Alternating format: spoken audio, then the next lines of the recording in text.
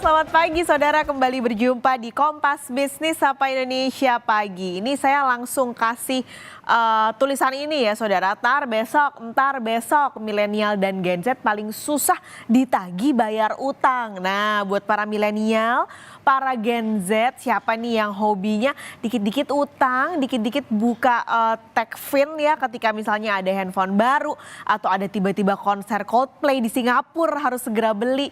Nah kalau memang Anda berkomitmen untuk utang, berusaha keras untuk bayar tepat waktu nih sesuai yang dijanjikan. Jadi jangan manis di bibir aja ya waktu awal ngutang, pas ditagih jawabannya ya besok deh, entar besok gitu. Nah ini karena masalahnya adalah kita ngomongin soal duit. Sementara duit ini kan soal kepercayaan ya saudara. Jadi sekali hilang kepercayaan pasti bakal susah ke depannya. Nggak hanya ke temen, kalau ke temen kita kadang suka ngutang terus lupa ya. Tapi juga ke pinjol alias Techfin ini juga sama sistem atau komitmennya. Lagi-lagi juga soal utang ini jangan sampai Anda mau bayar utang, caranya adalah utang dari tempat lain. Jadi istilahnya gali lobang, tutup lobang gitu.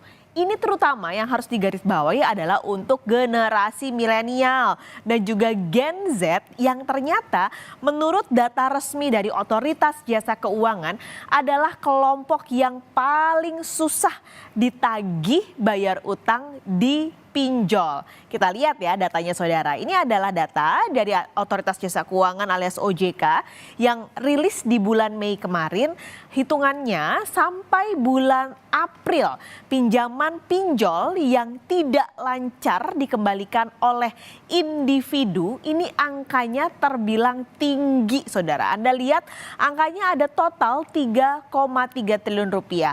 Nah data-data ini adalah pinjaman antara 30 hari sampai 90 hari.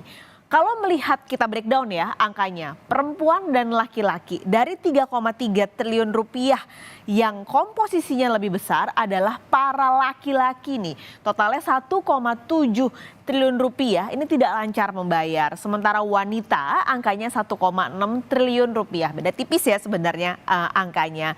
Nah lalu ada lagi sebenarnya buktinya apa sih kok generasi milenial dan Gen Z paling susah ditagih. Jadi kalau ngeliat angka 3,3 triliun ini adalah total ya saudara, total mereka yang meminjam secara individu untuk 30 sampai 90 hari.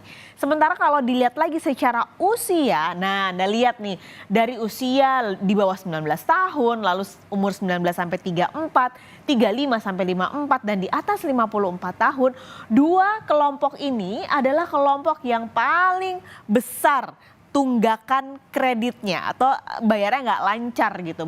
Anda bisa lihat usia 19 sampai 34 tahun tunggakannya sampai 2 triliun rupiah. Ini angkanya jauh mengalahkan generasi-generasi lain. Misalnya nih baby boomers nih di atas 54 tahun angkanya 91,8 miliar. Atau mereka yang di bawah 19 tahun 14,1 miliar. Nah padahal sebenarnya ini kan adalah mereka-mereka nih 19 sampai 54 tahun ya saya singkat. Adalah mereka-mereka yang usianya paling produktif sebenarnya. Jadi ya kalau bisa bayar utang ya jangan sampai macet bayarnya ataupun di entar besokin kayak tadi. Lalu tingkatan bayar utang paling berat ini adalah kredit macet. Kalau di OJK ini hitungannya adalah lebih dari 90 hari pinjamannya.